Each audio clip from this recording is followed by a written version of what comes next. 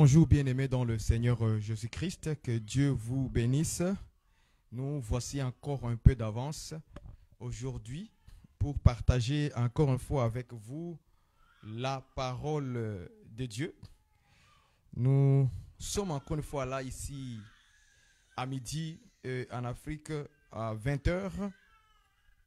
Que Dieu vous bénisse pour votre présence. Nous allons commencer d'abord à chanter un cantique en attendant que les autres puissent se connecter et qu'ils puissent recevoir la notification de ces directs aujourd'hui. Il est vivant, il est vivant, il est vivant, il est vivant. Il est vivant, alléluia, alléluia, alléluia, il est vivant, alléluia, alléluia, alléluia, il est puissant, il est puissant, il est puissant, il est puissant, il est puissant, alléluia, alléluia, alléluia, il est puissant, alléluia, alléluia. Il est puissant, alléluia, alléluia, alléluia. Il est puissant, alléluia, alléluia, alléluia. Il est vivant, alléluia, alléluia, alléluia. Il est vivant, alléluia, alléluia, alléluia. Il est vivant, alléluia, alléluia, alléluia. Il est merveilleux, alléluia, alléluia, alléluia. Il est puissant, alléluia, alléluia, alléluia. Il est digne, alléluia, alléluia, alléluia. Il est glorieux, alléluia, alléluia, alléluia. Il est vivant, alléluia, Jésus, alléluia. Il est vivant, alléluia, Messie, alléluia. Il est vivant, alléluia, notre Dieu, alléluia. Il est vivant, alléluia, alléluia, alléluia. Il est vivant, alléluia, alléluia, alléluia. Sans tarder, mes bien-aimés dans le Seigneur Jésus-Christ, nous allons élever nos voix ensemble pour implorer la miséricorde de Dieu pour ces moments que nous allons partager la parole de Dieu. Éternel notre Dieu, Père Tout-Puissant, le Dieu de gloire, toi qui es dans le ciel, toi qui vis éternellement, toi qui vis dans la sainteté, car ton trône, Seigneur, la base de ton trône, c'est la bonté et la justice, la droiture. C'est pourquoi encore une fois aujourd'hui, nous t'élevons, toi qui es vrai, toi qui es digne, toi qui es merveilleux, toi qui es glorieux, toi qui es magnifique. Nous élevons ton Saint-Nom, le nom qui est au-dessus de tous les noms, ce nom grand et redoutable, ce nom dans lequel nous sommes sanctifiés. C'est par ces noms que tu nous as donnés, c'est ces noms que tu nous as révélés, en fait que nous connaissions le Fils de Dieu vivant, c'est lui qui sauve nos âmes, c'est lui qui nous sauve, Seigneur, de la puissance des ténèbres et qui nous a amenés à son admirable lumière. Merci Seigneur, toi qui nous as délivrés du péché, de l'iniquité, du mal, Seigneur, dans lequel on vivait, Seigneur notre Dieu. Nous bénissons ton Saint-Nom. Nous bénissons ton grand amour que tu as en donnant ton Fils à la croix. Seigneur, aujourd'hui, nous pouvons maintenant vivre, proclamer, témoigner ton Saint-Nom, que c'est Jésus-Christ de Nazareth qui nous a sauvés, qui nous a délivrés, qui nous a libérés. Lui seul qui est l'accomplissement de toute la loi de Dieu. Oh Seigneur, nous t'élèvons encore une fois en ces jours, car aucun homme ni aucun ange ne pouvait le faire, Seigneur. Mais toi seul, tu l'as fait. Tu es descendu sur la terre, Seigneur, pour porter la malédiction qui envahissait l'humanité, pour porter le mal qui envahissait sur les hommes. C'est pourquoi nous te disons, Seigneur, merci. Merci pour tout ce que tu es. Merci pour tout ce que tu as fait et que tu continues à faire dans nos vies. Merci à toi qui nous donne encore une fois les mouvements, l'être tout entier, la respiration, les souffles de vie. Seigneur, pour que nous puissions t'adorer, Seigneur, ici-bas sur la terre. Nous te disons merci, merci Seigneur Jésus, sois béni, sois glorifié à jamais dans nos cœurs, dans notre vie. Merci à toi qui nous révèle nos fautes, afin que nous puissions nous repentir, afin que nous puissions nous régler tout ce qui est mal en nous, Seigneur notre Dieu. Nous te bénissons. C'est pourquoi nous prions pour le peuple qui est devant nous, Seigneur. Pendant ce moment de partage en ligne, Seigneur, je prie que ceux qui vont recevoir cette parole puissent le mettre en pratique selon la force que tu les donneras à tout à chacun de nous. Merci Seigneur Jésus-Christ, toi qui nous sanctifies par la vérité. Car c'est la vérité qui sanctifie et non pas les mensonges. Au nom de Jésus-Christ, ainsi nous avons prié. Amen. Que Dieu vous bénisse. J'espère que vous avez prié là où vous êtes. C'est que tu sois au marché, que tu sois à la maison, que tu sois dans l'autobus, dans le métro. J'espère que tu as prié dans ton cœur. Comme je vous ai enseigné, que je vous ai dit, que la prière, ce n'est pas forcément parler, hein, que les lèvres puissent bouger. Mais même dans le cœur, tu peux aussi prier calmement dans le métro, dans le train, dans le bus. Tu fermes tes yeux, tu es là, mais dans ton cœur, tu pries. Est-ce que vous comprenez ça? Dans le cœur, tu es en train de prier. Donc la prière, ce n'est pas le fait de « Oui Seigneur !» oui. Non, ce n'est pas ça la prière. La prière, on peut prier aussi dans le cœur, c'est important. Pour ne pas aussi faire des bruits devant les gens qui t'entourent, mais le Dieu qui est dans le secret, il voit ton cœur. Voilà la Bible, c'est ça la parole. Il y a beaucoup de chrétiens qui sont habitués, surtout les chrétiens africains, ils sont habitués à crier comme si c'est crier qui va en faire implorer Dieu de descendre ou d'écouter. Non, c'est l'expression du cœur, car le cœur s'ouvre. Voilà un peu ce que nous disons comme la prière. Nous, on peut prier partout, mais on peut prier aussi pour respecter les gens qui sont autour de vous. Ok? On peut prier dans l'autobus, mais dans ton cœur, Dieu écoute ce qui est dans ton cœur et c'est comme ça que le Seigneur va te répondre. Ok? Que Dieu vous bénisse. Donc, nous avons notre sujet aujourd'hui, c'est le sujet sur le diable et le père du mensonge. Ça, on va lire le livre de Jean chapitre 8 rapidement. Prenez votre Bible pendant ces moments que nous allons partager, car nous allons parler d'un sujet très capital. On commence maintenant à entrer dans le détail parce que hier, nous ne sommes pas entrés en détail. Nous avons simplement présenté les aspects, les attributs, la nature du diable. Et on a ajouté quelques exhortations là-dessus. Mais on commence maintenant à rentrer dans les détails de comment le diable se manifeste dans chaque point des choses. Et comment cela peut aussi affecter nos vies et nous amener loin de la face du Seigneur. Voilà pourquoi nous devons faire très attention aux mensonges du diable. Donc, hier, comme je viens de le dire, nous avons parlé sur les attributs du diable. Et nous avons cité le premier attribut du diable comme étant le mensonge. Les mensonges, c'est la vie du diable. Les mensonges, c'est le caractère du diable. Ok? C'est vraiment sa vie. Il est comme ça. Ok? Nous allons lire rapidement. On va lire rapidement. Verset 44. Jean 8, verset 44. Ensemble avec vous, en ligne chez vous, là où vous êtes. Si vous êtes libre au salon, je ne sais pas, dans ta chambre, prends ta Bible. Pendant que tu te couches là sur ton lit, tu es en train de me suivre sur ta tablette, ton téléphone, je ne sais pas, l'ordinateur, avec la Bible avec moi ensemble.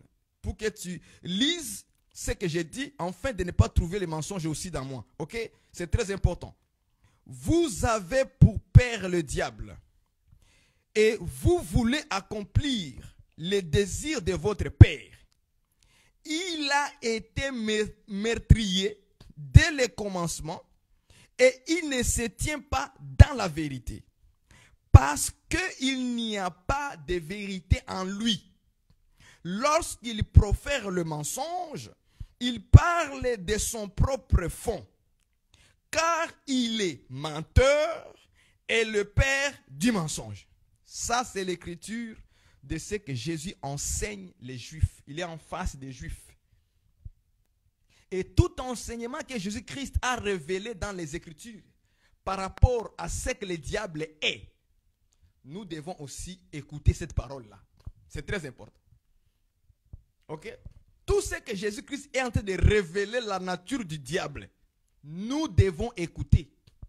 C'est un enseignement. C'est la raison pour laquelle, hier, je vous ai dit que par rapport au témoignage que les gens viennent, soi-disant, entre guillemets, dévoiler devant les gens, en disant que quand j'étais dans les ténèbres, j'ai mangé la chair des humains.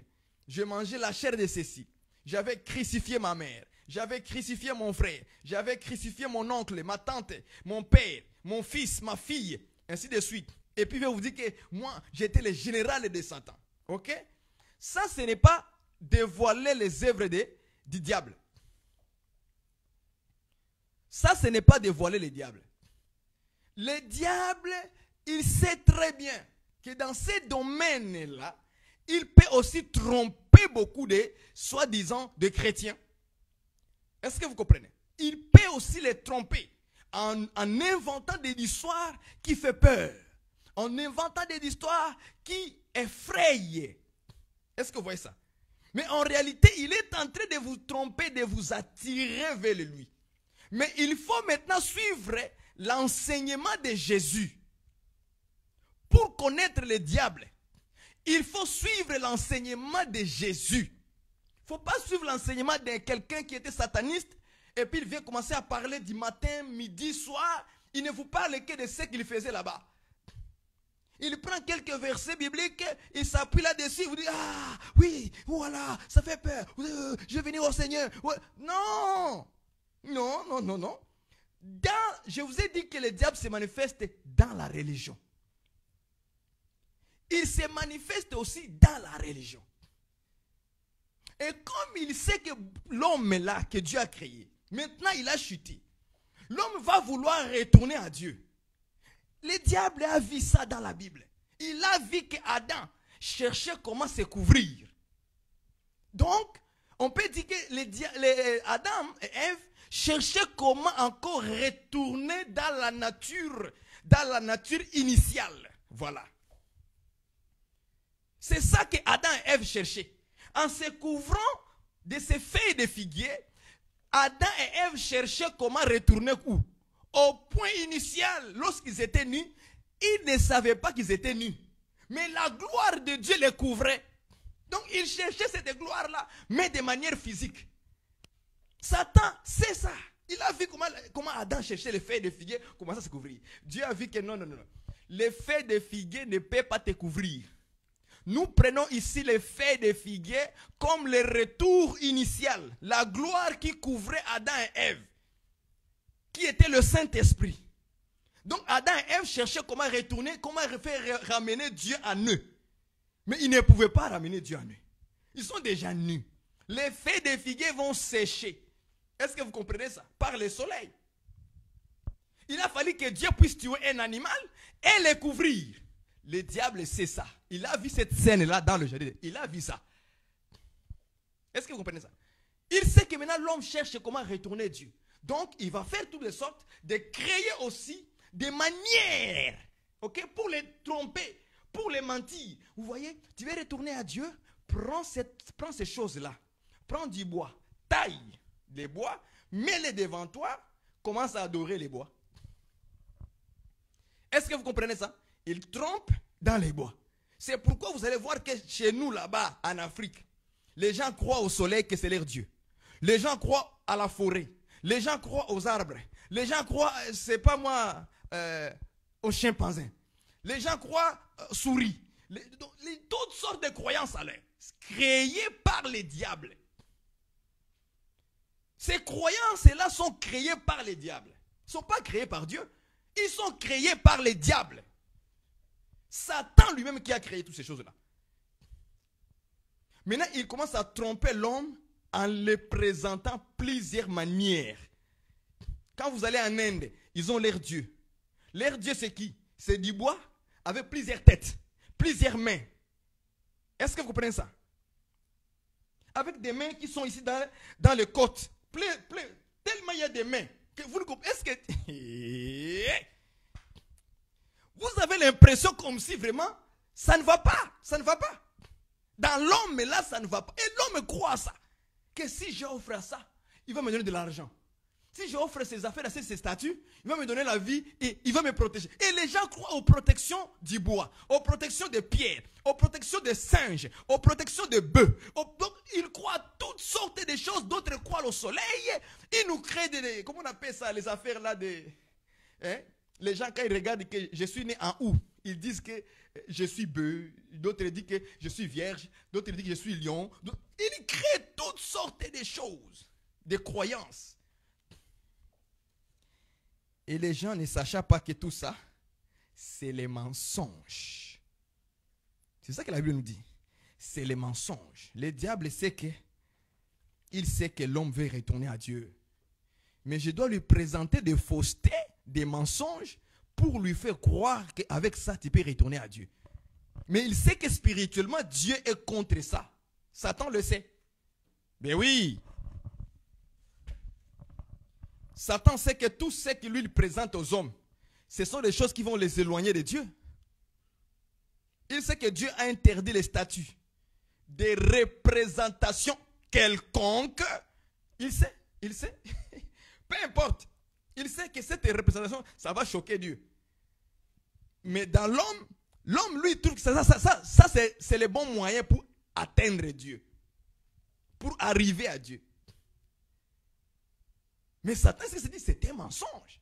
Parce que lorsqu'il te présente ces choses, il sait que c'est un mensonge. Lui-même, il sait que c'est un mensonge. Mais toi, l'homme, tu ne sais pas que c'est un mensonge. Je suis en train de vous évangéliser. Je vous dis la vérité. C'est un mensonge. Si vous avez des croix sur la gorge, quand tu veux prier, tu prends la croix que tu as là. Tu fermes les yeux. Tu es concentré. Hein? Tu vas voir un homme et une femme qui est concentré avec une chaîne de croix. Une grosse croix là, hein, sur la gorge. Il est concentré. Il ferme les yeux. Concentration avec la croix. Et il commence à prier. Il se concentre. Il touche la croix. Mais tu pries. Tu te concentres dans les mensonges. Il y en a même d'autres religions, quand ils sont en train de prier avec des petites affaires là.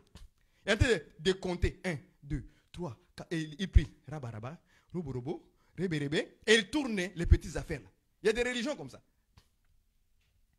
Et il est concentré. Mais concentration dans les mensonges. Je vous dis la vérité. On va voir cela, les mensonges, dans plusieurs manières aujourd'hui. Maintenant, nous allons dans notre écriture, Jean 8, 44. Vous avez pour le père les diables. Vous avez pour le père les diables. Regardez. Vous avez pour le père les diables. C'est que le diable, c'est un père. Les gens pensent que Dieu c'est le père. Dieu ce n'est pas père. Hein? Ça c'est pas moi. C'est la bouche de Jésus qui l'a dit. C'est pas moi ça. Le diable est un père.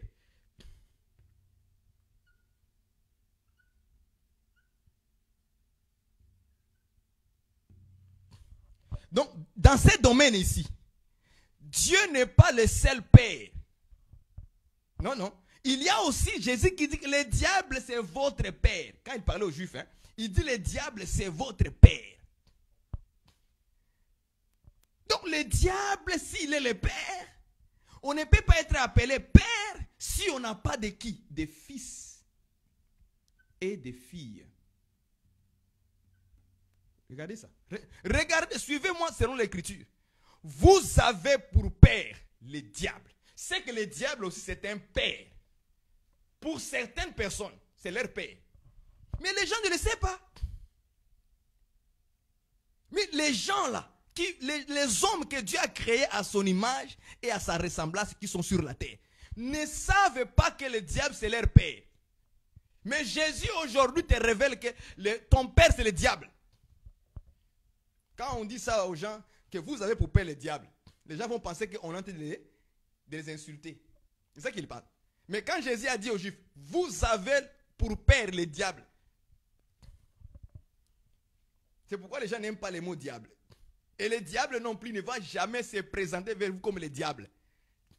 Quand le diable veut se présenter devant les gens, il ne se présente pas comme le diable. Il se présente avec d'autres noms que les sorciers savent, que les magiciens savent. Est-ce que vous comprenez ces choses? Donc si le diable est un père, c'est qu'il a des fils et des filles.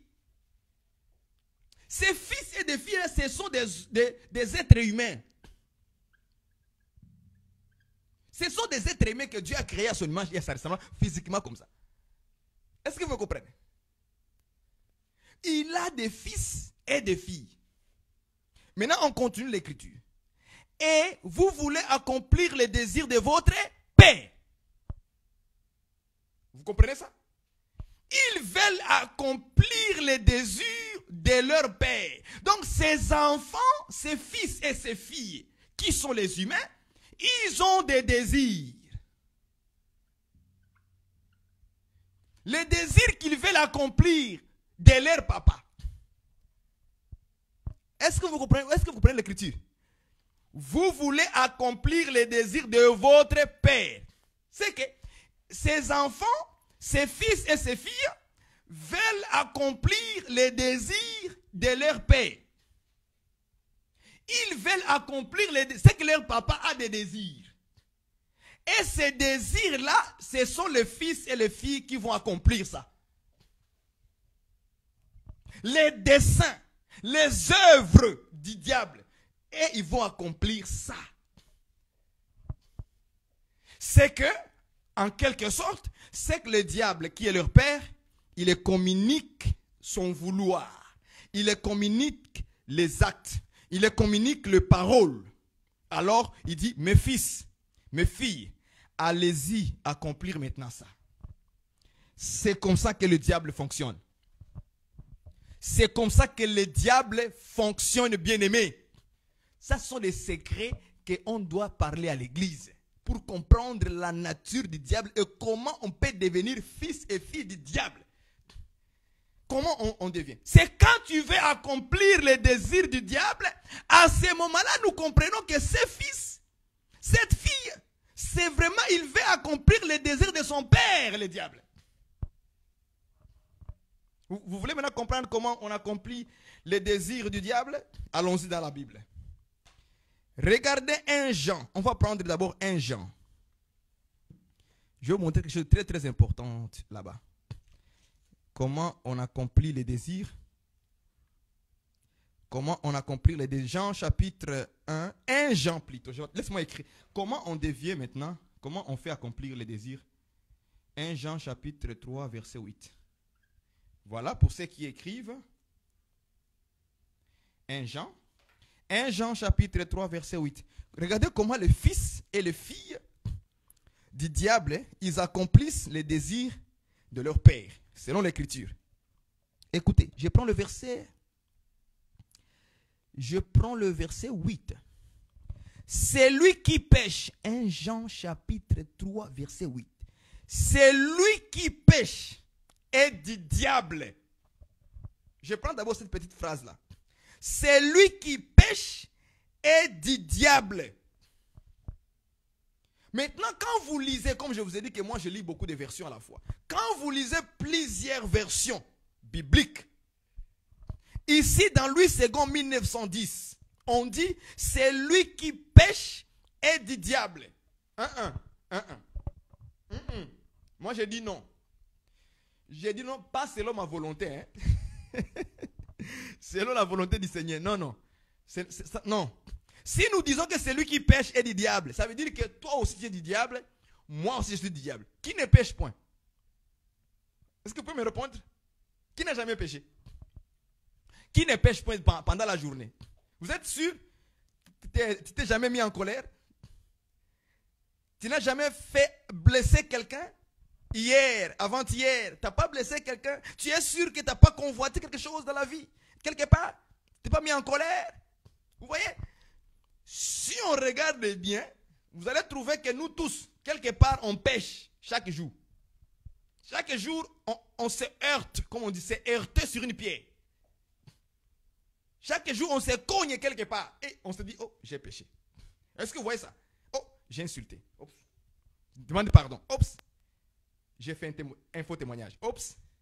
J'ai convoité. Oups. Vous voyez? Donc, il y aurait quelque part des petites fautes qui, toujours, ça vient dans notre vie. Que tu sois prédicateur, que tu sois un frère en Christ. Ah, la Bible. Ok, je vais avancer. Donc, la Bible dit que c'est lui qui pêche est du diable. Donc, si on dit que, Comme hier, ma soeur, mon frère, comme hier, tu as péché, donc tu es du diable. Vous voyez? Si on les lit comme ça et qu'on ne fait pas attention, on va croire que tout le monde dans le monde est le fils du diable. Ben non, c'est pas comme ça. Lisez plusieurs versions. Comme je vous dis que moi j'ai l'habitude de le faire. D'autres versions disent ceci. Celui qui pratique le péché est du diable. Acclamez le Seigneur. Une autre version dit ceci. Celui qui vit dans le péché. Donc là maintenant on a la compréhension de Louis II, qu'est-ce qu'il voulait dire. Est-ce que vous comprenez ça, ce que je voulais dire? Est-ce que vous comprenez ce que je vais dire? Si vous ne comprenez pas, dis-moi frère Baron, on n'a pas bien compris. Je vais répéter. Quand vous lisez d'autres versions bibliques, ils ne vont pas parler comme Louis II 1910. Dans la version Louis II 1910, on vous dit c'est lui qui pêche et du diable. Du coup, tu es du diable. Or, dans la vie courante comme ça, dans la réalité des choses, parfois nous chutons, parfois nous tombons. Est-ce que vous comprenez? Cela ne fait pas de toi un fils du diable directement. Non. Dieu le sait que ma fille, mon fils est tombé dans le péché. Il peut te relever de nouveau parce que tu es sa fille. Et comme tu es la fille et le fils de Dieu, tu seras capable de demander pardon facilement. Parce que l'esprit va sonner l'alarme en toi. Père, Père, péché est rentré, enlève-le tout de suite. Il va sonner comme ça. Si tu ne pardonnes pas, il va t'amener à demander pardon ou bien à pardonner. Il ne va pas te laisser parce que c'est le Saint-Esprit qui est en toi. Est-ce que vous comprenez? Maintenant, quand vous lisez d'autres versions bibliques, et ils disent ceci. Celui qui pratique le péché est du diable.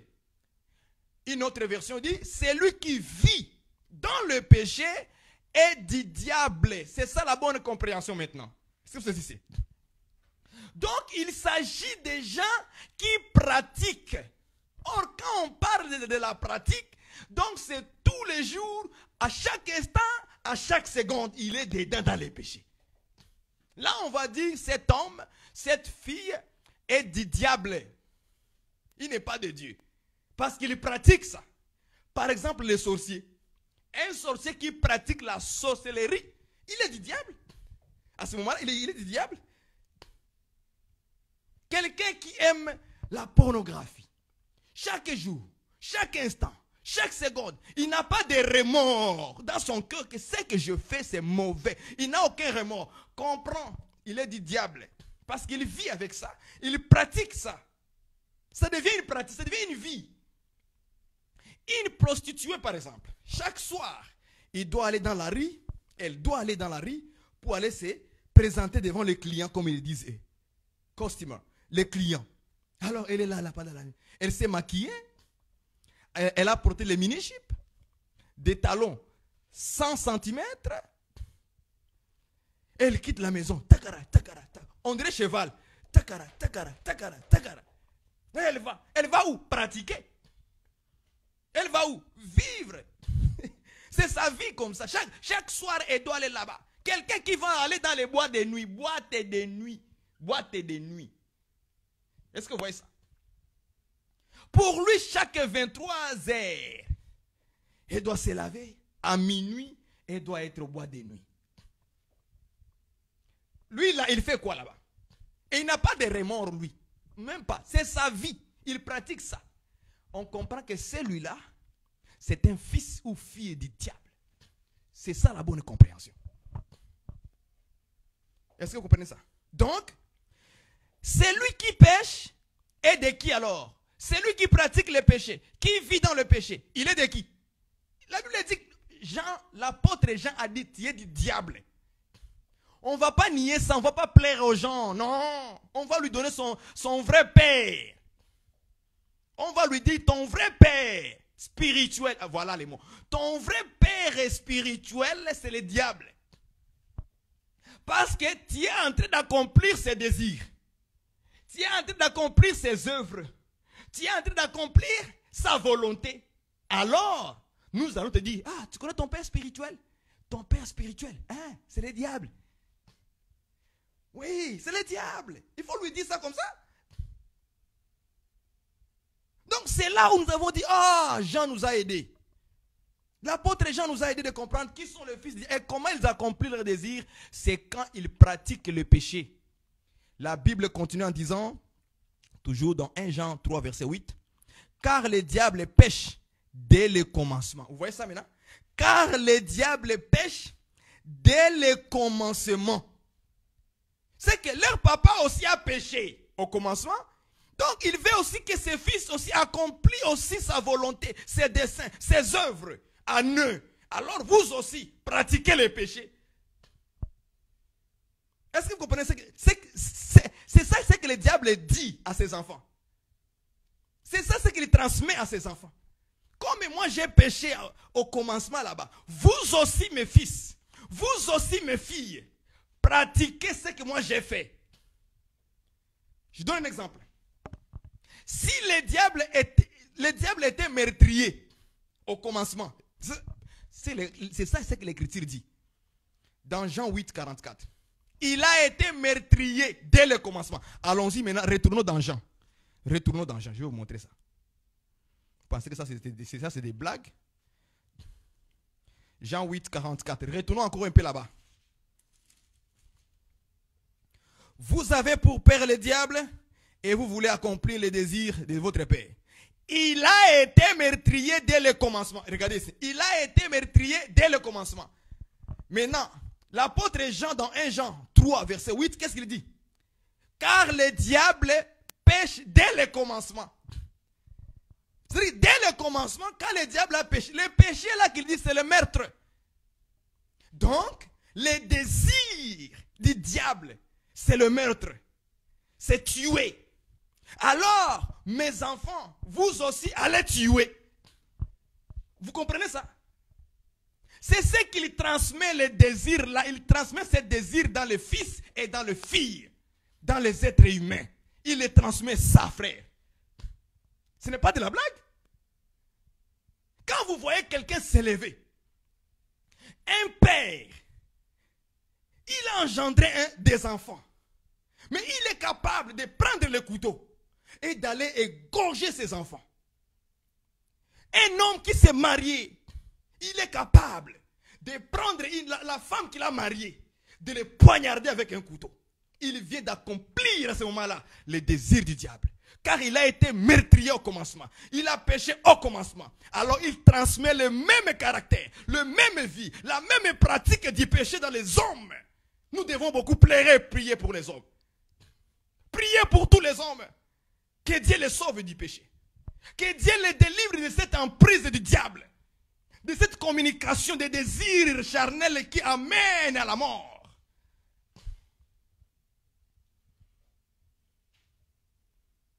Quelqu'un va s'élever.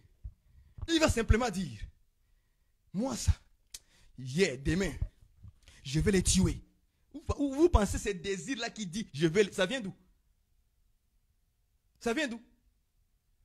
L'esprit du diable lui communique. Et souvent, Dieu, aide-nous Seigneur Jésus. Épargne les êtres humains. Épargne tes enfants de ces choses.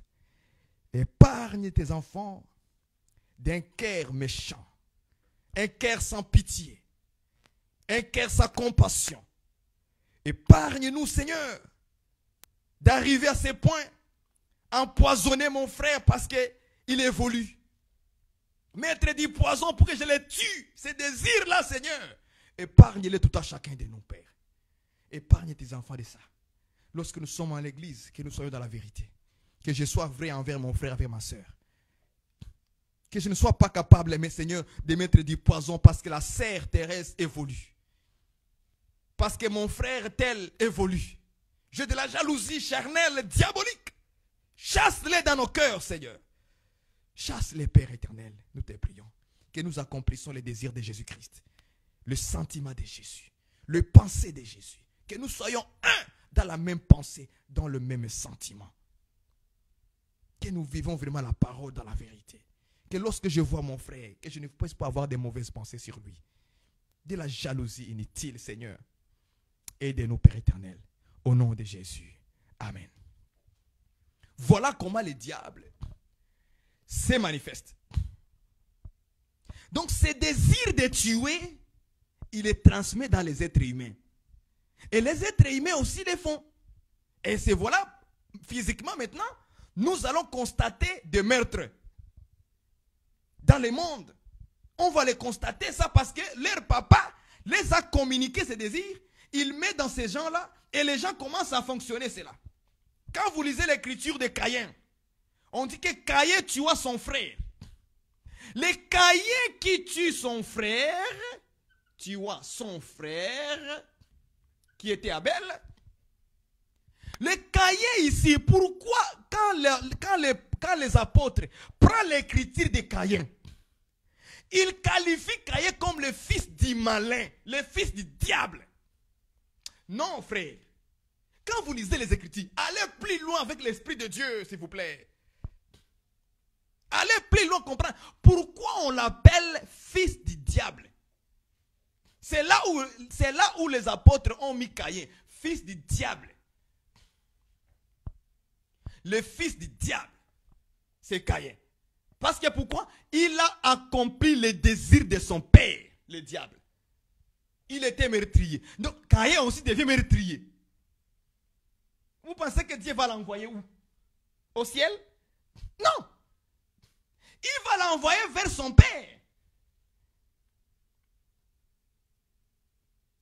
Qu'est-ce que vous... Dieu va l'envoyer vers son père. Il ne va pas l'envoyer au ciel. Il va l'envoyer vers son père. Il y a des gens qui disent que non. Non, Dieu ne regarde pas les œuvres.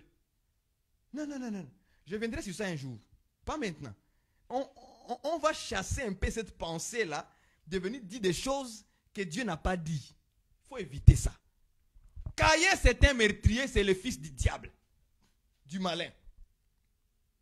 Quand vous lisez maintenant cette écriture-là, vous allez comprendre bien, là-bas, on parle des œuvres. On dit, parce que ces œuvres étaient mauvaises, voilà, mauvaises, et celles de son frère étaient justes. C'est à cause de ça.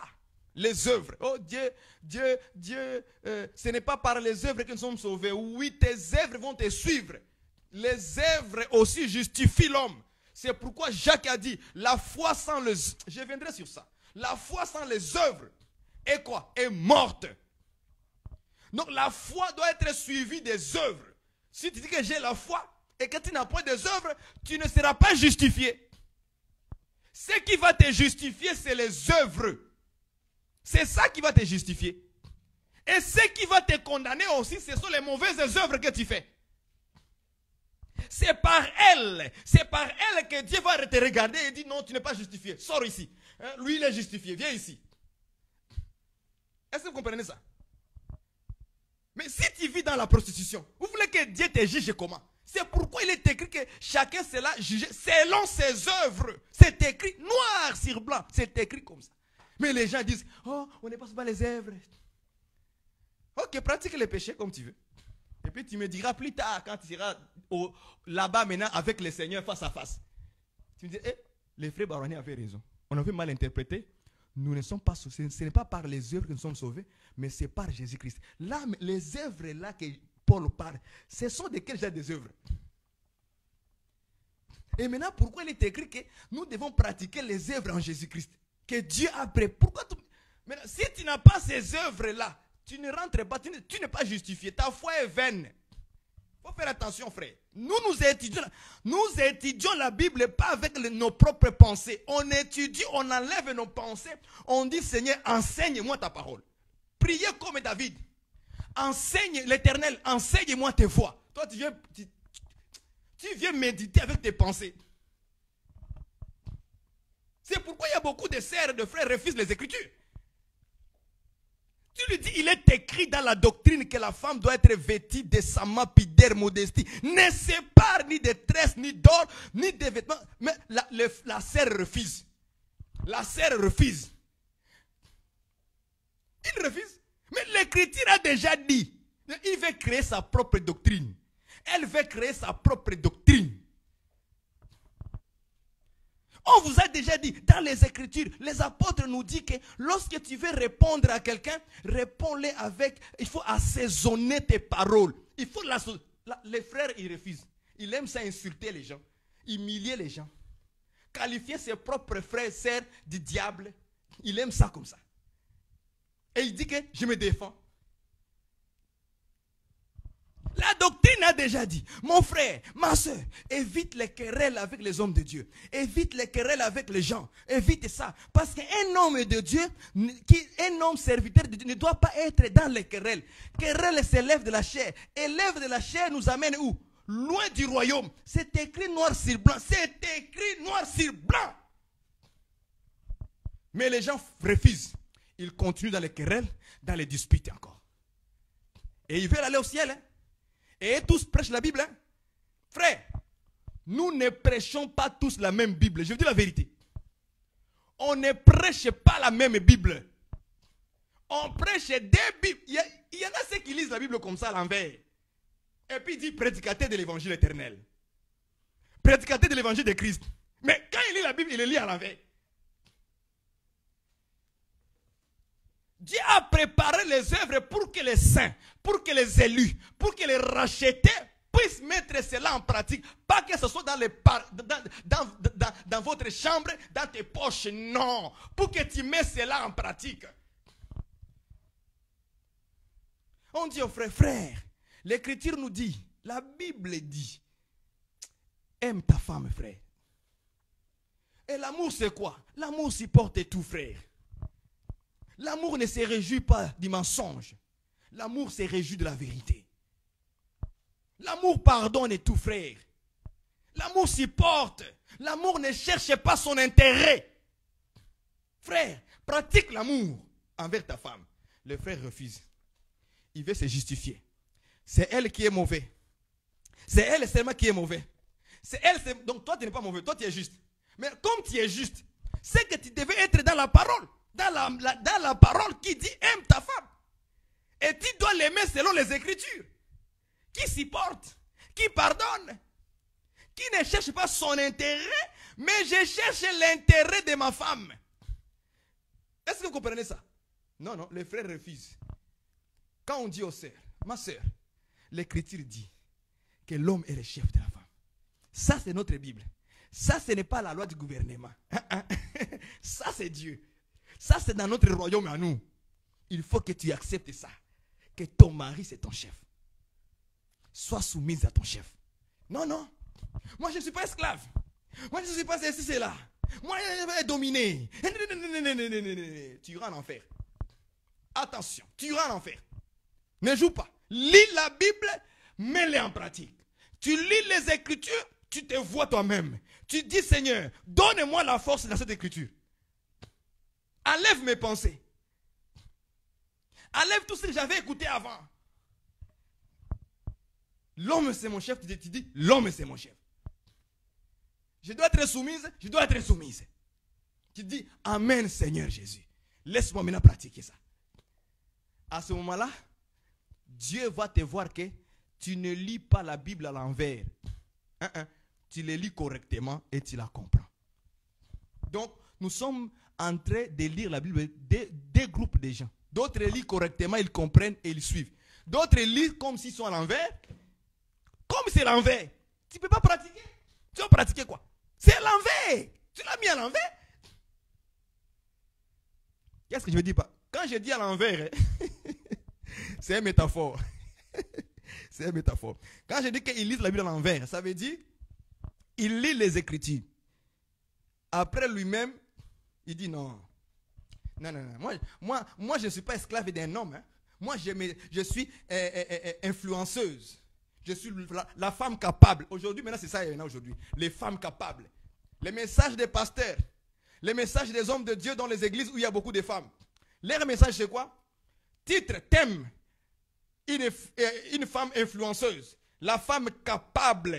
La femme de feu. La femme de ceci, cela. La femme doit s'élever. Vous voyez les messages qu'on donne aux gens aujourd'hui? Un message mensonger. Qui a dit que la femme n'est pas capable? Qui a dit ça? Maintenant, ces messages ne sont pas là pour encourager les femmes de se soumettre à leur mari ou de s'attendre à leur mari. Non, non. Ce sont des messages à amener la femme de se libérer de son mari. Si tu ne me donnes pas l'argent, je suis capable de chercher mon propre argent. Ah!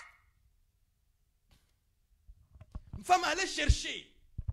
Une femme allait chercher aussi. Il faut travailler. Je ne refuse pas de travailler. Mais si l'influence, ça devient ça, c'est le diable. Si c'est vouloir t'égaliser, te conquérir, te battre avec ton mari, tu es diabolique. La pensée là n'est pas juste. Vérifie très bien. On continue. Est-ce que vous voyez ça? Donc le diable comme le père, il a commencé à mentir ou à faire les œuvres des ténèbres dès le commencement. Donc qu'est-ce qu'il fait? Il transmet aussi dans la vie des êtres aimés, les fils et les filles, il les transmet aussi les mauvaises œuvres que lui-même a accomplies. Voilà pourquoi Caïn, on l'a appelé le fils du malin, à cause de ces mauvaises œuvres qui n'étaient pas justes. Ok? C'est ces mauvaises œuvres-là qui a qualifié Caïn étant quoi? Étant un fils du malin. Donc, quand vous voyez les gens en train de pratiquer les péchés, la prostitution, les faux témoignages, le meurtre, le vol, il vit vraiment, il se sent quand même, il se sent vraiment à l'aise. L'homosexualité, il se sent à l'aise. Mais c'est le fils du diable. Parce que nous le voyons par les péchés qu'il fait. Nous le voyons par les œuvres qu'il est en train d'accomplir. Maintenant, on nous dit que le diable a été meurtrier dès le commencement. Meurtre. Regardez ça, meurtre. Meurtre. Maintenant, je vais vous expliquer ça. C'est quand même, c'est scandaleux, mais je vais essayer de vous amener un peu à saisir la pensée exactement. Quand vous voyez le meurtre dans le spirituel et le meurtre physique sont pareils. Meurtre.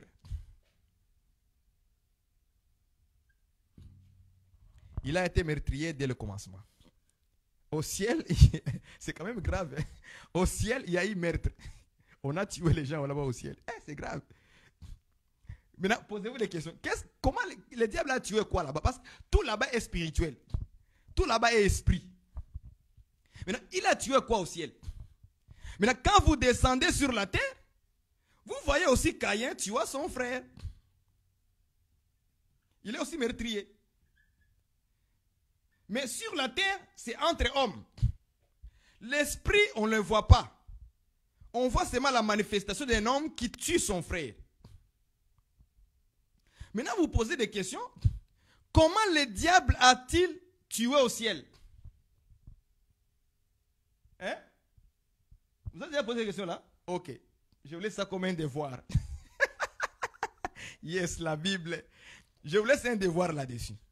Maintenant, prenons un autre péché. Parce que tous les péchés qui existent sur la terre ont d'abord existé quelque part dans le spirituel. Homosexualité. J'écris seulement homo. Ok? Vous comprenez homo. Maintenant, homosexualité. C'est que dans l'esprit, il y a eu aussi l'homosexualité. Et cela, nous le voyons dans la manifestation sur la terre. Entre les hommes maintenant, les êtres humains. Maintenant, on se pose la question. Comment est l'homosexualité dans le ciel? Je vous laisse les devoirs. Est-ce que vous voyez ça? Il y a beaucoup de péchés. Hein? On peut dormir. Il y a l'insoumission. Il y a les déshonneurs, par exemple. Les déshonneurs aussi fait partie du péché. Quand quelqu'un n'honore pas ses parents, il pêche contre Dieu. C'est que là, maintenant, les déshonneurs spirituels existent. Et tout cela vient du commencement par le diable lui-même. Est-ce que vous comprenez? Maintenant, il faut maintenant chercher comment le diable a déshonoré aussi Dieu au ciel. Est-ce que vous voyez? Donc, chaque péché que vous voyez sur la terre a d'abord l'origine spirituelle. Est-ce que vous comprenez ça? Tous les péchés, les mensonges, pareil, les mensonges aussi. Oh là là, les mensonges. C'est pourquoi on nous dit qu'il est menteur, mensonge. Il est menteur dès le commencement aussi, dans Jean 8, verset 44. Comment est-ce qu'au ciel a menti? Maintenant, vous descendez sur la terre, vous voyez aussi la même chose. Les hommes en train de se mentir entre eux. tac, tac, tac, tac, tac, tac. Il s'est mentré. Est-ce que vous comprenez ces choses-là, frère? Et tout ça vient d'abord des spirituels. C'est pourquoi Dieu, maintenant, pour épargner son peuple Israël, Dieu va les donner ce qu'on appelle la loi. Est-ce que vous voyez ça? Parce que les mensonges, le meurtre, l'homosexualité, l'insoumission, les déshonneurs, c'est ça. Toutes ces choses, tous les péchés, la prostitution, tout ça a existé d'abord spirituellement. Quand les gens se battent, tac, tac, tac, tac, bagarre, qu'est-ce que vous appelez? Bagarre. Ça a commencé d'abord spirituellement. Les bagarres commencent, il faut demander comment ça se passe les bagarres spirituelles. Là, vous allez comprendre. Maintenant, qu'est-ce que Dieu fait lui? Dieu, il donne une loi qui contredit tous ces péchés ici, là. Mensonge, meurtre, homosexualité, tout ça. Maintenant, Dieu commence à donner la loi qui contredit ça pour que ceux qui sont sur la terre puissent les pratiquer et contredire ces esprits. Les contredire maintenant. Par exemple, les mensonges. Dieu dit que tu ne feras pas un faux témoignage, par exemple. Là, on commence maintenant à creuser, à aller en détail. Dieu donne une loi, il dit, tu ne feras pas de faux témoignages à ton prochain, contre ton prochain. Vous voyez ça? Parce que les faux témoignages font partie des mensonges. Et les gens sur la terre maintenant, ils vivent avec des faux témoignages. Sans savoir que les faux témoignages font partie du mensonge du diable. Dieu donne une loi par rapport à ça. Il veut que maintenant Israël, Israël spirituel aujourd'hui, c'est vous et moi. Nous, c'est l'église. C'est l'église.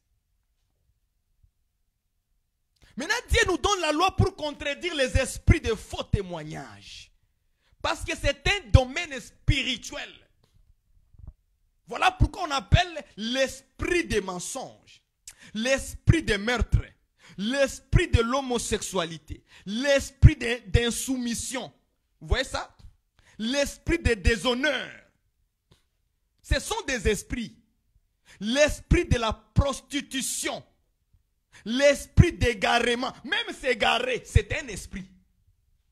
Égaré. Donc sortir dans la bonne voie, aller dans... Tu es égaré. C'est tout un esprit. L'esprit d'égarement. Dieu a dit ça dans la Bible, quelque part. Il dit à Israël, je vous enverrai un esprit d'égarement. C'est un esprit. Quelque part aussi, il dit, ils ont un esprit de la prostitution. Donc, ce sont des esprits. C'est d'abord spirituel. Ce n'est pas d'abord physique. Ce que vous voyez là physiquement, ce sont les hommes qui sont animés par un esprit de mensonge, par un esprit de meurtre, par un esprit de l'homosexualité, par un esprit d'insoumission. Ma soeur, je te parle à toi. Toi qui refuses d'être soumise à ton mari, tu as un esprit d'insoumission. Ça va t'attraper cet esprit. Quand ça t'attrape, qu'est-ce que tu vas créer dans ton foyer? Quand cet esprit-là d'insoumission va t'attraper, tu vas créer quoi dans ton foyer? Et puis tu es là pour déranger des pasteurs. Priez pour moi. Priez ceci. Priez. Sois d'abord soumise à ton mari. La solution n'est pas d'abord de prier. La soumission de la pratique contredit cet esprit-là d'insoumission. Contredis-les par ta conduite. Par l'application de la parole. Cela prouve que cet esprit n'a pas de pouvoir dans ton cœur. Ni dans ta pensée. Mais vous-même, vous voulez laisser à l'esprit d'agir. Vous lui donnez la porte dans votre cœur. C'est la raison pour laquelle Dieu a dit à Caïn, Caïn, le péché est à ta porte, mais toi, domine. Donc, ce sont les hommes qui donnent le pouvoir au péché. On lui donne l'accès de rentrer dans notre cœur. C'est un esprit. Il dit le péché est à ta porte, c'est tout un esprit. Quel esprit? Pour Caïn, c'était le meurtre. Parce que Caïn tua son frère. Pour Caïn, c'était le meurtre. C'est que le meurtre était à sa porte. C'est tout un esprit. Vous comprenez ça? Hein? Vous comprenez maintenant la profondeur? Ah, ça va, oh là là, ça va me prendre beaucoup de temps. Ah, Seigneur, je n'ai même pas encore commencé à donner tous les... Je n'ai même pas encore commencé à parler des prophètes, des mensonges, les idoles, les sons des mensonges. Les mensonges amènent la malédiction. Je n'ai même pas encore commencé à parler de ça. Ah là là, Seigneur, aide-nous de nous donner du temps. Ah, Seigneur Jésus. Oh là là. Je pense que même demain, on va continuer. Donc, ce sont des esprits. Esprit des mensonges. Esprit de meurtre. Esprit de homosexualité. Esprit d'insoumission. Esprit de ne pas aimer même. Trop des esprits. Maintenant, ça vient maintenant rentrer dans Caïn. Oh, cet meurtre-là était à la porte. C'est Caïn qui devait écraser, dominer, refuser. Est-ce que vous voyez ça? Mais Caïn a refusé. Comme aujourd'hui, quand on vous donne des conseils. Ma soeur, sois soumise. C'est pareil avec ce que Dieu a donné conseil à Caïn. C'est pareil aujourd'hui. Ça n'a pas changé. C'est pareil. Quand vous allez vers les vrais hommes de Dieu, hein, moi je dis les vrais prédicateurs. Quand vous allez vers eux, la sœur il pleure, elle pleure, elle pleure. Le pasteur dit, ma sœur, sois soumise. En d'autres termes, le pasteur est en train de te conseiller comme Dieu avait conseillé. C'est la même chose. Comme Dieu avait conseillé à Caïn. Caïn, le péché est à ta porte. Toi, domine-le. C'est pareil. Moi, pasteur, le pasteur te dit, mon frère, aime ta femme. En d'autres termes, mon frère, le péché de haine est à ta porte. Attention. Parce que le contraire de aimer, c'est quoi? C'est haïr. Est-ce que vous voyez ça? Le péché d'aimer, ok? Le verbe aimer, c'est haïr. Quand le pasteur te dit, mon frère, il faut aimer ta femme. Est-ce que vous voyez? En d'autres termes, le pasteur est en train de te dire, mon frère, la haine est à ta porte, mais toi, domine-les. Ah, Seigneur Jésus, merci pour la révélation. La Bible.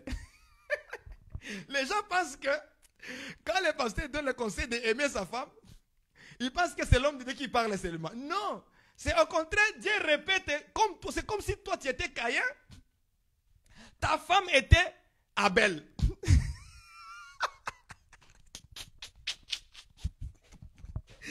Ah, Seigneur, merci, merci Seigneur Jésus, j'aime la Bible. C'est comme si toi tu étais Caïn et ta femme c'est qui?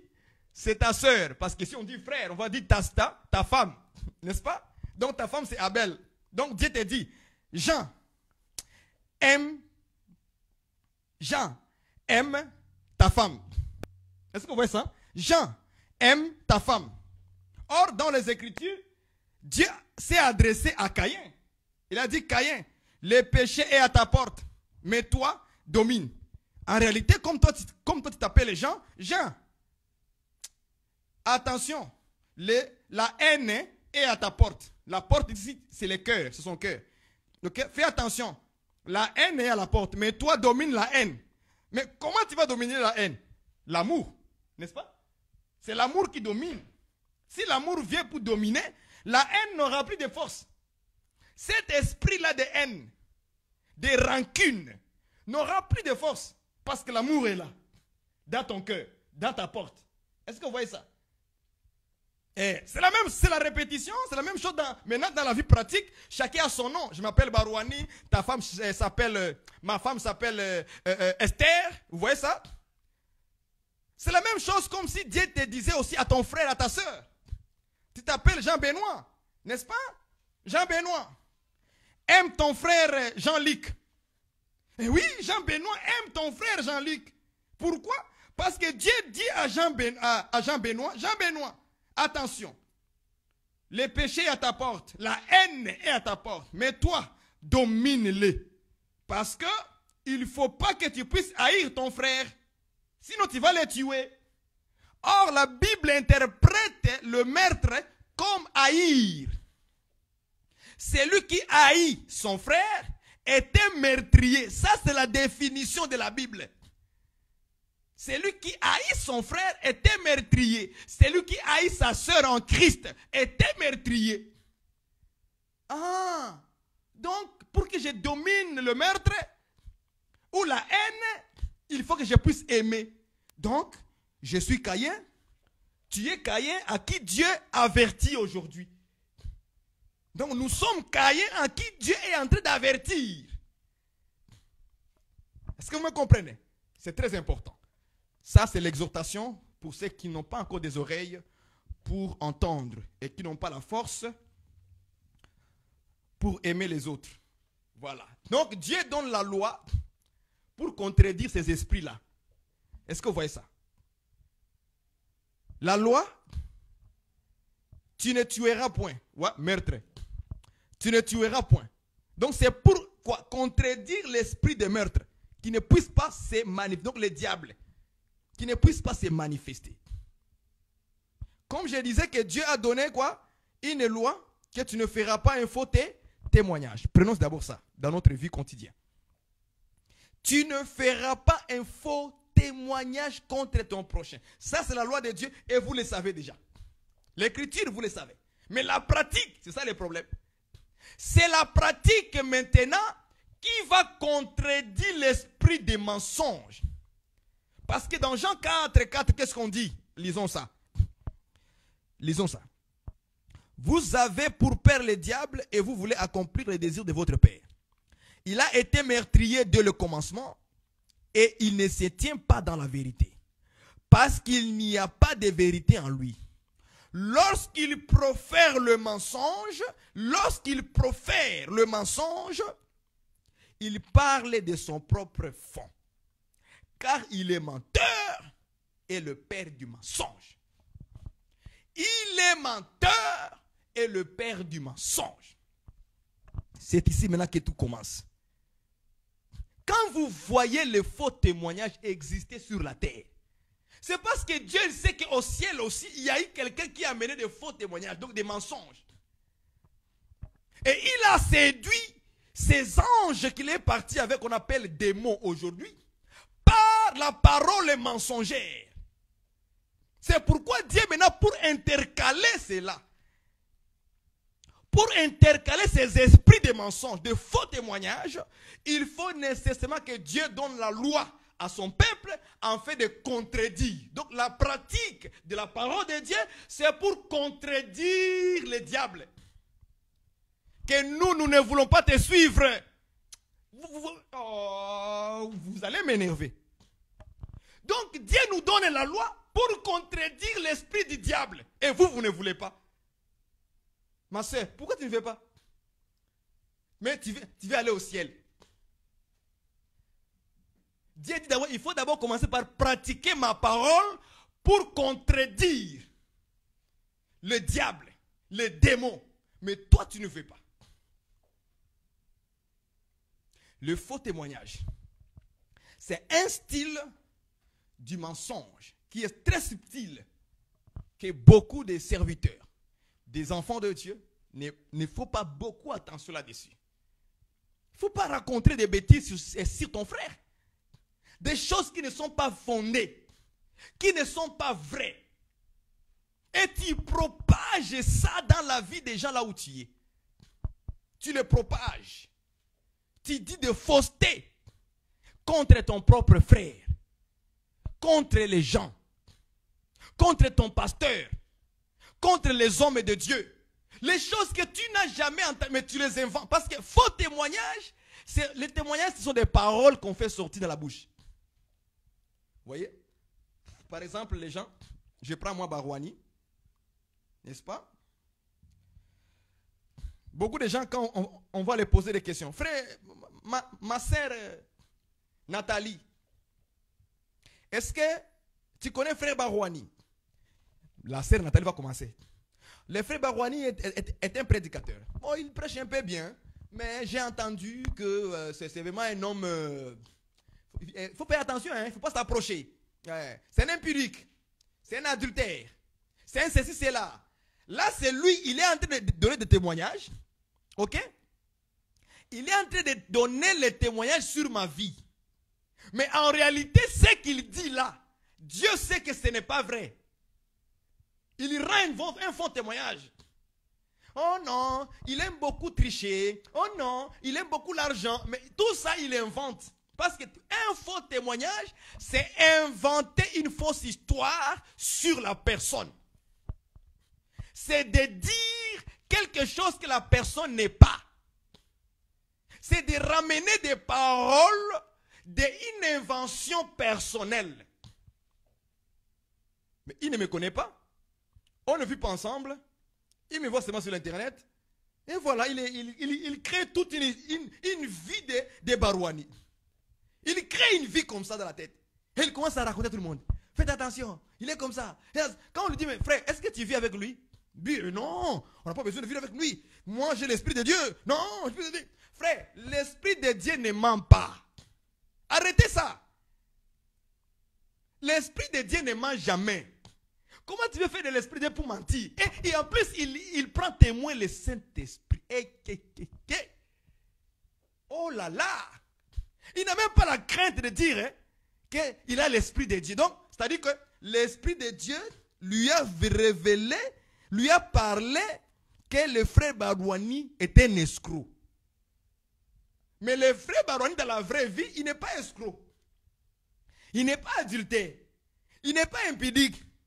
Mais lui, il s'appuie sur le Saint-Esprit. Attention, attention frère. Je sais que vous êtes nombreux. Attention de dire ça. Attention. Attention. Prendre le Saint-Esprit comme témoin d'un mensonge que tu inventes, d'une fausse histoire. Attention frère. Attention de mettre le Saint-Esprit dans tes bêtises.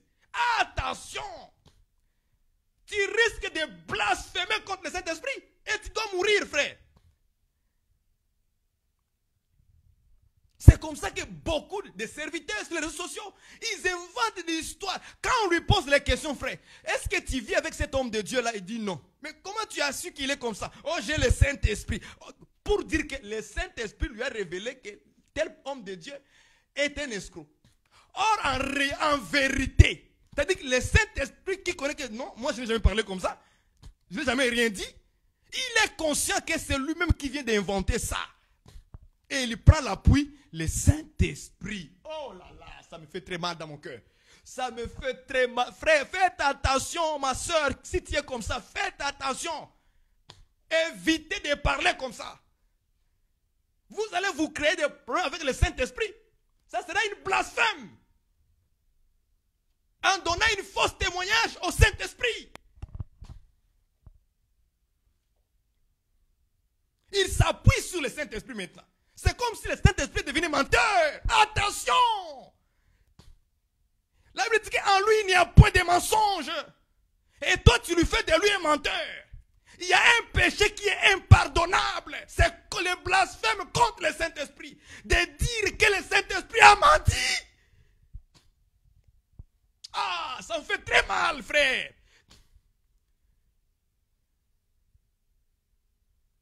Rappelez-vous, Ananie et sa fille, ils ont menti au Saint-Esprit.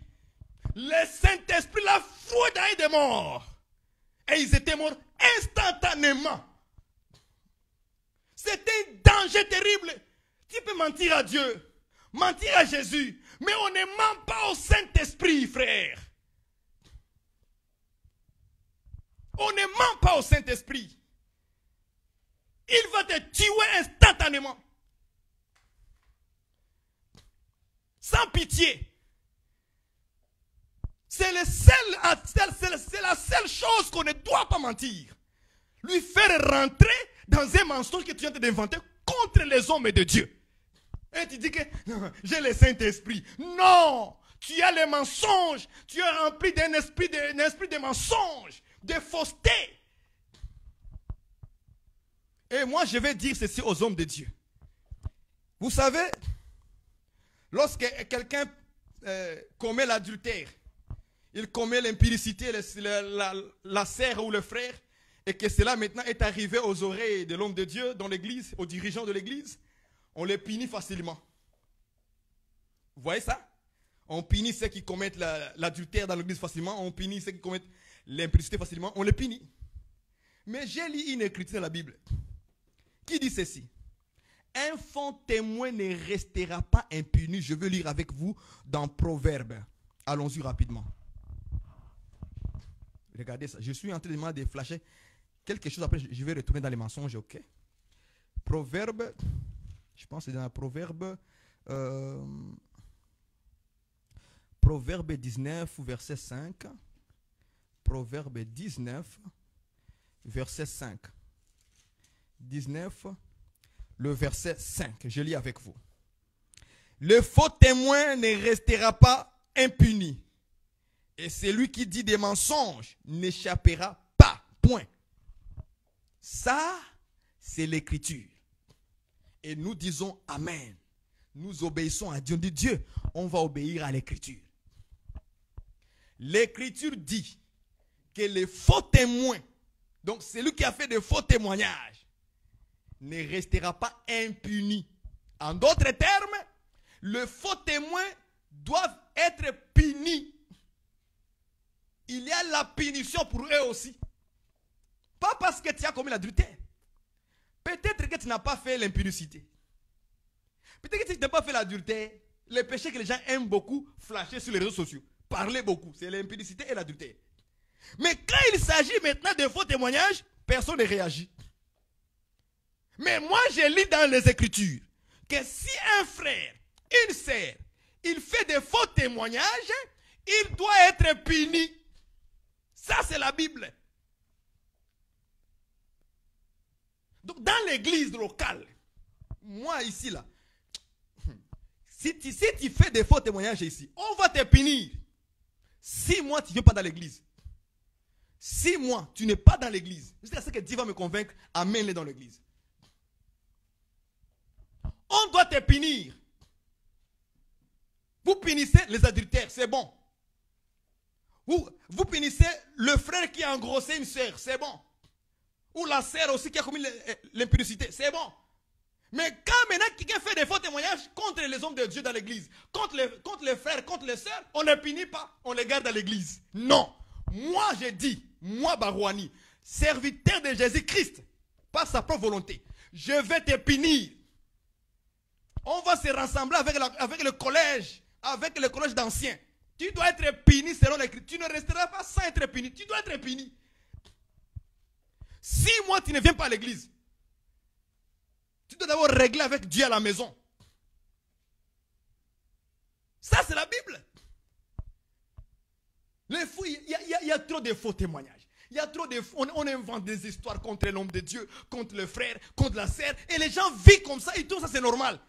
Moi, je lis dans ma Bible, je vois qu'un faux témoin ne restera pas sans être puni. Il faut qu'il soit puni. Et les mensonges, et celui qui commet les mensonges, et celui qui dit des mensonges, n'échappera point. Il ne faut pas qu'il échappe. On va le téléphoner. Dis frère, comment as-tu pu faire un faux témoignage contre la sœur en disant des mensonges comme ça, frère? Pourquoi tu as fait ça?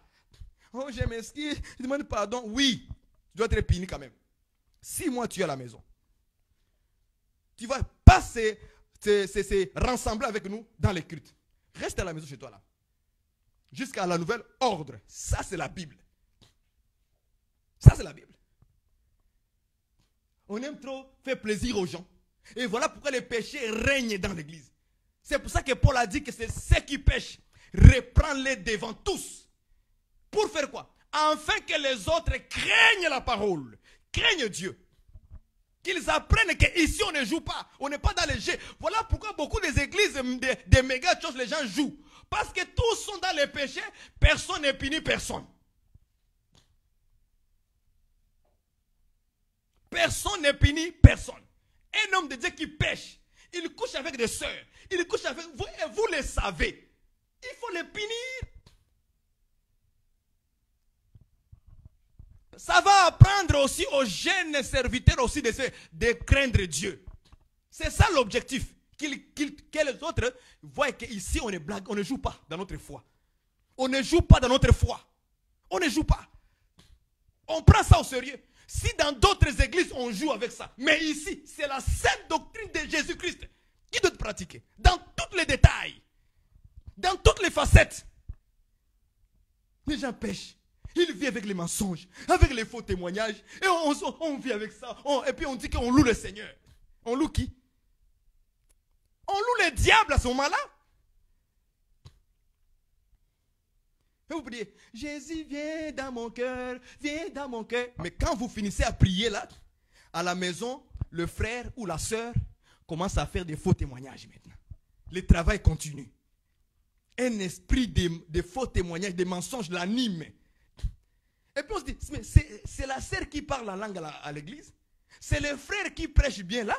C'est lui qui parle comme ça contre une sœur, contre un frère, contre son père dans la foi. Mais c'est grave. Il célèbre Satan sans le savoir. Les faux témoignages, si vous voulez le vaincre, il faut appliquer la parole de Dieu qui fera de sorte que cet esprit n'aura pas de pouvoir sur toi.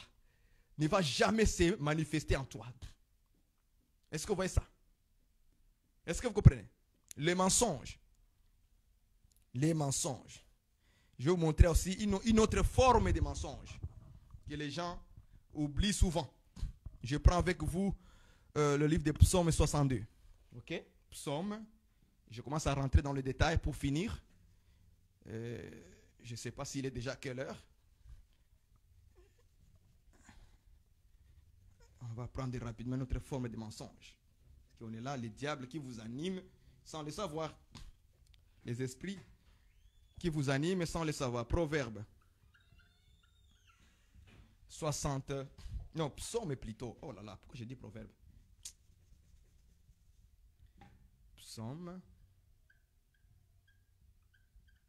62, verset 4. On va lire ça rapidement. Psaume 62, verset 4. Prends ta Bible avec moi et tu les lis calmement. Psaume 62, verset 4. Est-ce que c'est ça vraiment? Est-ce que c'est moi qui me suis trompé à écrire le verset correctement? Ok, je vois l'erreur.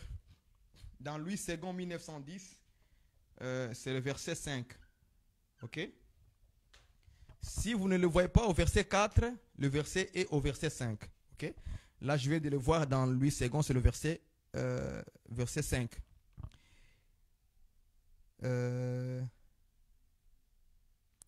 Il conspire pour les précipiter de son poste élevé. La phrase qui suit. Ils prennent plaisir au mensonge, point virgule.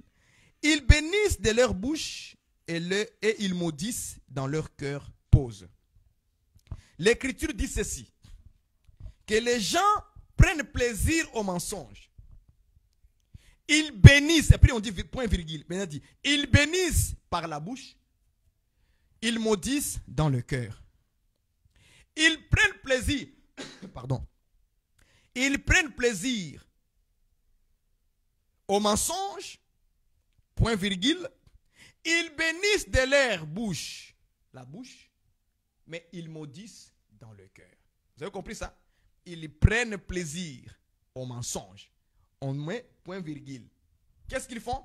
Ils bénissent par la bouche et ils maudissent dans le cœur. C'est que la bénédiction de ces gens-là est à la bouche.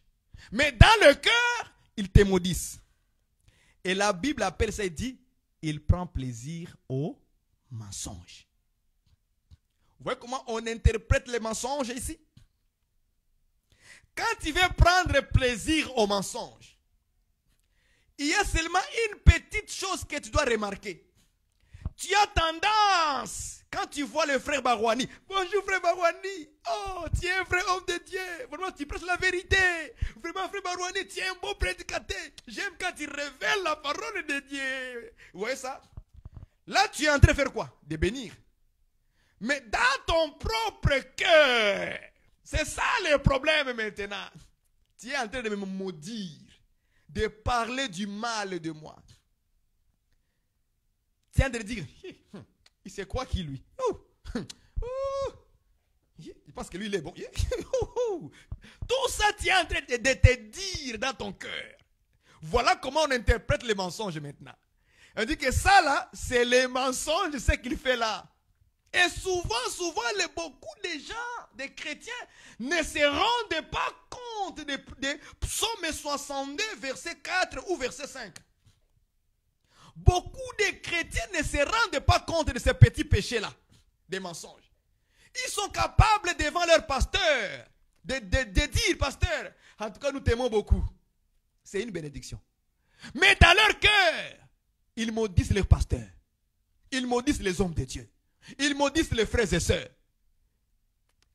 Parfois, quand quelqu'un est présent avec les gens, oh, c'est l'homme de Dieu. Oui, c'est un homme de Dieu. Oui. Dès que l'homme de Dieu, ou bien les frères, la sœur, peu importe la personne, il tourne les dos. Et vous ne le connaissez pas. Hein? Vous ne le connaissez pas. Yeah. Il sait quoi qui lui? Il sait rien lui. Moi aussi j'ai aussi des révélations. Il commence encore à te critiquer mal. Mais dès que tu viens dans leur groupe là, tu apparais seulement comme ça. Oh bonjour homme de Dieu, ça va? En tout cas la famille, ça va? Oui, ça va très bien. En tout cas pasteur. En tout cas toi tu es un vrai pasteur. En tout cas toi tu prêches bien pasteur. En tout cas que Dieu te bénisse pasteur. Continue comme ça pasteur. Il t'encourage. Dès que tu tournes les dos simplement, il commence à te critiquer. Yeah. Vous ne le connaissez pas. Hein? Yashi. Il dit tout le mal possible sur toi, sur ton dos. C'est ça que la Bible appelle bénir par la bouche, maudire dans le cœur. Et la Bible appelle ça forme de mensonge. Ma soeur, ce soir, ou cet après-midi, si tu es en train de m'écouter maintenant, renonce à ça s'il te plaît. Renonce à ça. C'est un mensonge. Renonce. C'est pourquoi l'Écriture dit que personne et les menteurs n'hériteront pas le royaume des cieux. Tu peux dire que non, moi je ne mens jamais. Hein? Mais le fait que tu es en train de bénir les gens, et derrière quand les gens partent, maintenant tu commences encore à les maudire encore, à parler. Parce que maudire c'est de dire des paroles mauvaises. Ça maudire. Bénir veut dire du bien des autres. C'est ça bénir. Lorsque tu dis du bien des autres, tu les bénis. Mais lorsque tu dis le mal des autres, tu les maudis. C'est une malédiction que tu jettes. Et la Bible appelle ça forme de mensonge. Prends l'écriture, ma sœur. Reste assis dans ta maison avec seulement cette écriture-là. Dis Seigneur Jésus-Christ, je t'en prie, enlève-moi dans cet aspect-là des mensonges. C'est comme ça que vous devez prier le Seigneur. Seigneur, aide-moi. Parfois, je me trouve aussi comme ça. Oh Seigneur Jésus. Que je sois, lorsque je bénis, mon cœur aussi bénit. Même si le frère Barouani n'est pas avec toi, et que toi tu te trouves avec des gens qui sont en train de critiquer le frère Barouani, ou bien votre pasteur, votre homme de Dieu, votre frère en Christ, avec qui vous communiez fraternellement dans une seule église locale. Ah, les gens sont en train de parler contre mon frère. Mon frère a fait quoi? Tu dois être le premier à le dire. Bien-aimé dans le Seigneur, vous ne pouvez pas rester assis comme ça en train de parler de la vie de quelqu'un. Ce n'est pas juste. Qu'est-ce que sa vie va vous amener dans votre vie? Regardez-vous d'abord vous-même. Est-ce que vous êtes juste devant Dieu? C'est comme ça que tu devrais parler lorsque tu rentres dans un groupe comme ça. C'est tout ici au Canada. Si tu veux entendre tout le mal de tous les gens dans la ville, va au deuil. Pendant la deuil, chez quelqu'un là. Souvent chez les Congolais, c'est comme ça. Parce que quand les Congolais sont à un deuil, maintenant ils commencent à parler des histoires. Ils parlent de tel pasteur, dans la tel pasteur, ils finissent. Il prend l'histoire de quelqu'un d'autre. Ah, telle personne, il parle contre lui, il dit tous les mal de celui. Après, ils finissent, ils parlent de la politique. Ils vont critiquer Félix, ils vont critiquer Kabila, ils vont critiquer Paul Kagame, ils vont critiquer Macron, ils vont critiquer Joe Biden. Ils vont finir, ça finit. Il prend encore une autre histoire, il ramène encore une autre histoire. S'il veut parler des histoires de religion, il commence. Tous les pasteurs, ils vont critiquer tous les pasteurs, pasteur tel est mauvais. Ils vont parler de tout. Ça, c'est où? À un deuil. Si tu veux voir tous ces genres de personnes-là, c'est vas-y seulement les deuils congolais ou bien des deuils des Africains. Moi, quand j'arrive dans des deuils, je m'assois. Je ne parle pas. Souvent, je ne parle pas. Je ne parle pas. Parce que tout ce qu'ils disent, moi, ça ne m'intéresse pas. Ils parlent, ils disent des choses contre les gens, contre les humains. Je dis, mais moi, dans mon cas, je me dis, vous parlez de ça. Vous allez vous fatiguer parce que vous-même, là, vous n'êtes même pas juste. C'est à nous de les dire. Pourquoi vous parlez de la vie de quelqu'un? Il vous a fait quoi?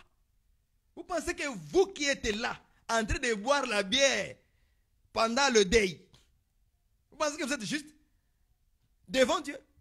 Si on commence à dévoiler vos vies maintenant là, mais on va trouver aussi beaucoup de mauvaises choses.